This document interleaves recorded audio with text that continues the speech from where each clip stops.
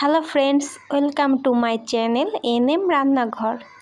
আজ দেখাবো ঝাল ঝাল পুলি পিঠার রেসিপি। যারা একেবারেই মিষ্টি পছন্দ করে না অথচ পিঠা খেতে ভালোবাসে তাদের জন্য এই রেসিপিটি। আশা করি ভালো লাগবে। ভিডিওটি প্রথম থেকে শেষ পর্যন্ত দেখবেন। তো প্রথমে এখানে আমি পাতাকপি কুচি করে নিয়েছি। এটা আমি রান্না করব, এটা পিঠার পুর হিসাবে ব্যবহার করব। তার জন্য প্রথমে একটু লবণ দিয়ে কষলিয়ে নেব এবং ভালোভাবে কষলিয়ে নিতে হবে। এবার এভাবেই জল না দিয়ে 20-25 মিনিটের মতো এইভাবেই রেখে দেব ঢাকা দিয়ে। এবার 20-25 মিনিট পর ঠান্ডা জল দিয়ে এটা ভালোভাবে ধুয়ে নেব। এবার অন্যদিকে আলু এবং মরিচ কুচি করে নিয়েছি। এখন কড়াইতে সরিষার তেল গরম করে নিয়ে এর ভিতর জিরা ফোড়ন দিয়ে আলু কুচি এবং মরিচ কুচি দিয়ে কিছুক্ষণ ভেজে নেব। এর ভিতর পরিমাণ মতো লবণ, পরিমাণ মতো হলুদ এবং 1 চামচ জিরার গুঁড়া, 1 চামচ মরিচের গুঁড়া দিয়ে এটি কষিয়ে নেব কিছুক্ষণ।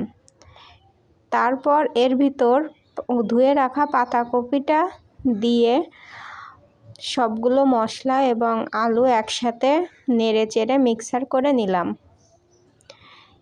মিক্সার করে এর ভিতর নাড়াচাড়া করে একটু ভেজে নেব। ভাজার পরে এর ভিতর অল্প একটু জল দিয়ে ঢেকে রান্না করব। ঢাকনা তুলে অনবরত নাড়তে থাকতে হবে। নাড়তে নাড়তে একসময় ওই পাতাকপিটা একেবারে ঘন্টর মতো আঠালো আঠালো হয়ে আসবে। তখন এর ভিতর অল্প একটু চিনি এবং অল্প একটু গরম মশলা গুঁড়ো দিয়ে নামিয়ে নেব। আর এটাই হচ্ছে পাতাকপির ফাইনাল লুক। এবার এই পাতাকপি দিয়ে আমি পুলি পিঠা বানাবো। এর জন্য প্রথমে কড়াইতে জল গরম করে এর ভিতর লবণ দিয়ে কিছুক্ষণ জাল করে নেব। জলটা যখন টকবক করে ফুটবে তখন এর ভিতর 3 কাপের মতো চালের গুঁড়া দিয়ে দিলাম। এবার জলের সাথে এটা ভালোভাবে মিক্সার করে একটা ডোর মতো তৈরি করব। এবার এটা নামিয়ে নেব একটা পাত্রে।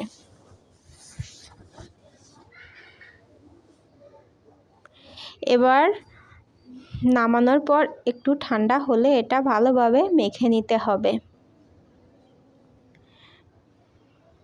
ভালোভাবে মাখার পর গোল গোল তৈরি করে এটা রুটির মতো শেপ দিয়ে বেলে নিতে হবে। যে কোনোভাবে একটু মোটা করে এটা বেলে নিয়ে এবার গোল গোল করে চাকতির মতো করে এটা রাউন্ড শেপ দিতে হবে। এটা একটু মোটা রাখতে হবে, বেশি চিকন হলে হবে না।